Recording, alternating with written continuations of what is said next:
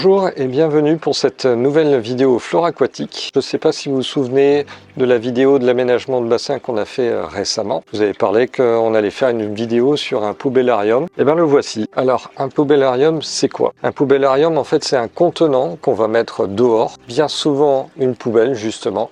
Mais ça peut être une énorme pot de fleurs, des abreuvoirs, par exemple à vache, une ancienne baignoire qui a été étanchéifiée. Il y a pas mal de contenants qui peuvent faire office de poubellarium. Et comme vous voyez ici, on a c'est un ancien fût de chêne dédié à la maturation du vin, tout simplement, qui a été coupé en deux et transformé donc en bassin, en poubellarium. Alors, la vocation d'un poubellarium, c'est quoi? C'est de permettre à la belle saison de pouvoir mettre des animaux qu'on a habituellement dans nos aquariums à l'extérieur. Donc ça va correspondre à des poissons, à des crevettes, majoritairement. On pourrait mettre aussi une tortue, mais il ne faudra pas trop remplir son poubellarium. Tortue aquatique, bien sûr, parce qu'une tortue terrestre risque d'avoir un petit peu du mal à nager. C'est un contenant qui est plutôt provisoire, on va dire, qu'on va élaborer en fait en début de saison pour qu'il y ait un cycle biologique qui se crée, qu'il y ait de la vie qui se développe à l'intérieur du contenant. Et une fois que les conditions environnementales sont favorables,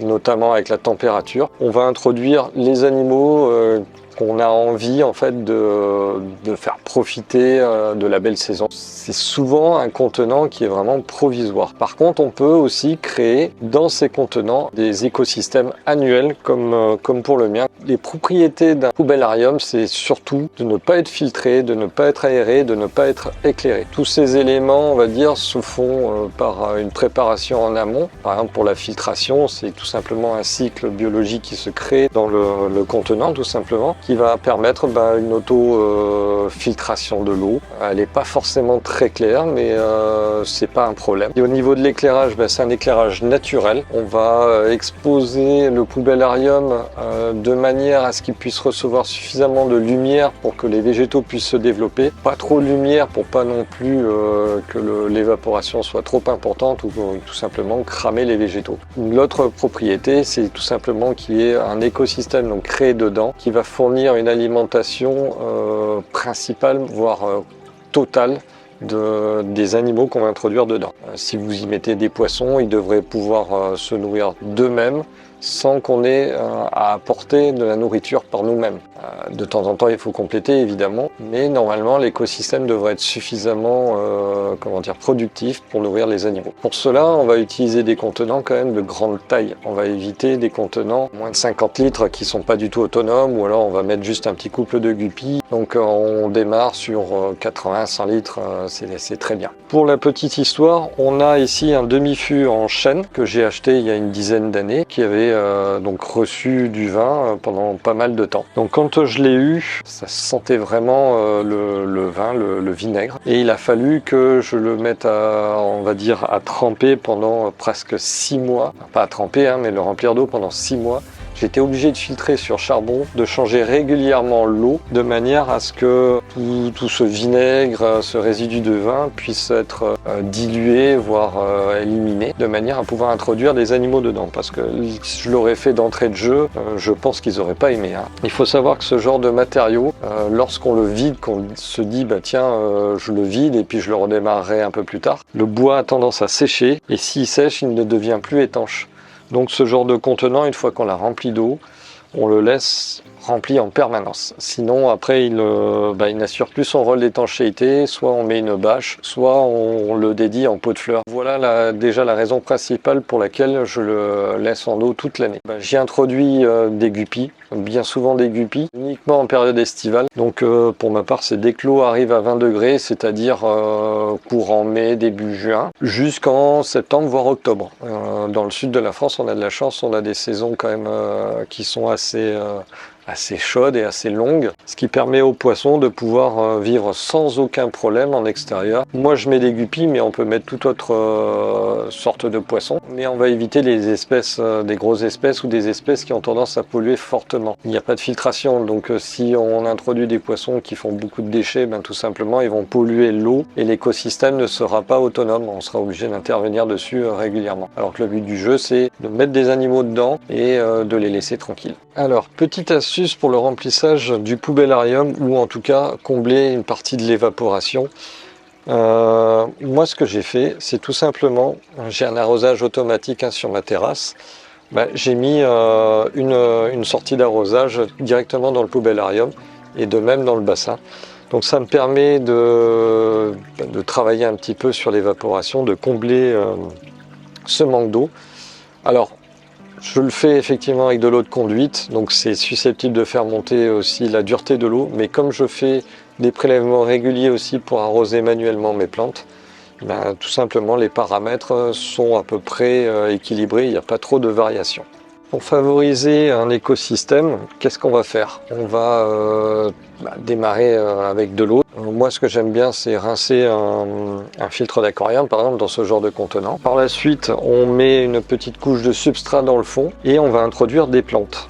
Dans le cas présent, j'ai mis des roseaux type massette qui se développent là depuis 8 ans, donc qui ont fait un complexe racinaire, mais vraiment tout au fond du bac. Je taille régulièrement pour enlever les nouveaux plants, de manière à laisser quand même une surface en eau suffisamment importante. Là, j'ai pris un coup de Mistral très fort ces derniers temps, c'est pour ça que les roseaux ont tendance un petit peu à se courber. Et au fond, j'ai été obligé de mettre un petit bricolage de manière à maintenir ces deux pieds en place. Ils étaient en train de se coucher. Donc là, d'ici quelques jours, les racines ont repris le dessus et remaintiendront correctement les plantes. J'ai introduit aussi des plantes de surface. Là, cette année, j'ai mis du Phyllanthus fluitans et j'ai mis des tout petits, mais alors tout petits pistia. Donc on va voir ce que ça va donner. J'ai aussi récemment introduit des pieds de Bacopa, de Myriophyllum et un pied de Cyperus que l'on voit ici. Donc il faut laisser le temps aux plantes de s'acclimater. Ce sont des plantes pour les Bacopa et les Myriophyllum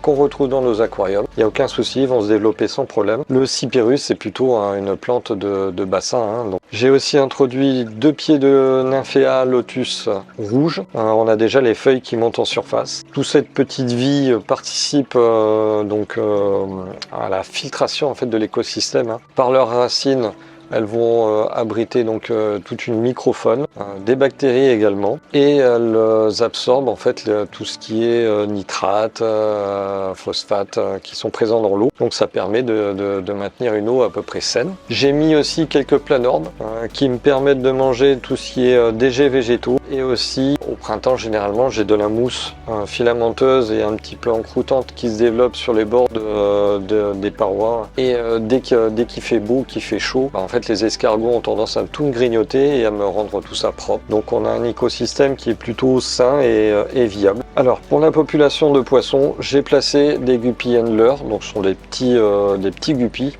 C'est une souche Wengi assez colorée qu'on voit relativement bien de la surface, donc c'est assez agréable à regarder. Donc dans cette population, je n'ai mis que des mâles pour le côté visuel et pour limiter en fait la reproduction. Je pourrais très bien mettre un trio ou un petit harem de poissons. Ils vont faire que se reproduire et c'est pas mon objectif. Par contre, vous pouvez effectivement faire ça. Si vous partez avec 2-3 trios, vous allez voir qu'à la fin de l'année, fin de l'été, vous allez vous retrouver avec pas mal de poissons. Par contre, si vous faites de la reproduction, il faudra nourrir vous-même vos poissons parce que sinon il y aura pas mal de prédation. Moi, c'est pas l'objet recherché, c'est tout simplement avoir des poissons sympa à regarder. Ils retrouveront leurs femelles en automne. Alors en termes d'entretien, qu'est-ce qu'il y a? En fait, sur un poubellarium, il n'y a pas grand-chose. On fait de temps en temps un changement d'eau si on voit que l'eau est vraiment pas belle. On rajoute effectivement de l'eau plutôt osmosée par rapport à l'évaporation. Moi, pour ma part, que ça soit sur le poubellarium ou le bassin, je prélève régulièrement de l'eau pour arroser mes plantes. Donc je fais des changements d'eau finalement réguliers. Les poissons, eux, ça ne leur pose aucun problème, bien au contraire. Ils ont une vie assez saine et assez calme. Je vais vous montrer ça en image. Ils sont pas du tout apeurés dans ce genre d'écosystème, mais ils ne viennent pas quémander de la nourriture comme à chaque fois qu'on passe devant un aquarium. Vous voyez les poissons en permanence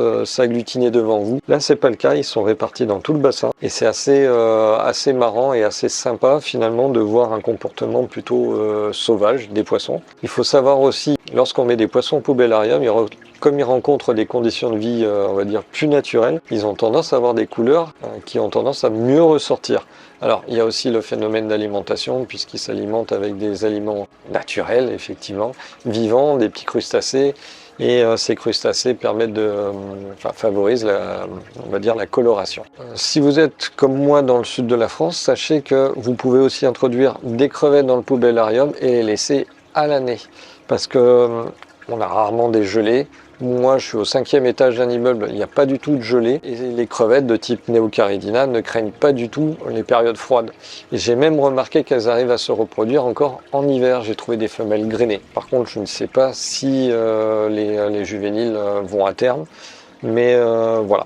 Donc on peut rajouter quelques petites crevettes dedans, il n'y a pas de souci. Alors si vous mettez les crevettes avec des poissons, il y aura forcément de la prédation sur le juvénile. Mais si vous mettez 100% crevettes, vous pouvez le faire toute l'année. Si vous êtes dans une région où il y a du gel, il faudra sortir les crevettes, mais sachez que vous pouvez les laisser dans une eau jusqu'à 10 degrés sans crainte. Ça lui arrive de descendre le matin à 5 voire 4 degrés, il n'y a aucun souci. On les voit, elles vivent au ralenti, mais elles sont toujours là. Par contre, il y a un poisson qui est très intéressant à introduire dans les bassins aussi. Pas dans le sud de la France, parce que nous, on a des températures estivales qui ont tendance à monter assez haut. Mais ce sont les Tanichtis, le néon du pauvre. Ces poissons sont des poissons plutôt type d'eau froide, qui aiment bien des températures modérées, on va dire. Il ne faut pas dépasser les 25 degrés, parce qu'après, ça ne leur va pas. Par contre, ils peuvent tenir l'hiver, si les hivers sont pas trop rigoureux, que le bassin n'a pas trop tendance à geler, ils peuvent tenir dans un bassin toute l'année. Donc ça, c'est une espèce de poisson super intéressante.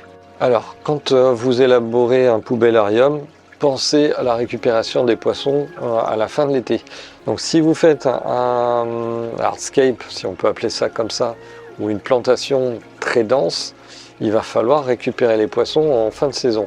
Donc faites quelque chose de plutôt simple, mettez des plantes dans des pots de fleurs par exemple, comme pour le cypérus. Ça sera plus facile d'ôter les plantes et de pouvoir récupérer les poissons par la suite. Si vous faites un poubellarium provisoire, bon, mais comme vous allez démonter, vous n'aurez pas de problème pour récupérer vos animaux. Mais par contre, si vous faites un poubellarium qui a tendance, qui a vocation, on va dire définitive, oui, pensez à la récupération des poissons, facilitez-vous la tâche. Bien, j'espère que cette vidéo vous a plu et vous a donné envie de vous lancer dans l'aventure. Un poubellarium, ça se met un peu à n'importe quel endroit, au fond du jardin, à côté de votre maison, sur votre terrasse. Donc c'est un petit contenant assez sympa à faire et qui permet à vos poissons de prendre des vacances tout simplement à l'extérieur. Donc comme d'habitude, je vous donne rendez-vous tous les mercredis et les dimanches soirs à partir de 18 h pour de nouvelles vidéos. Allez, à bientôt!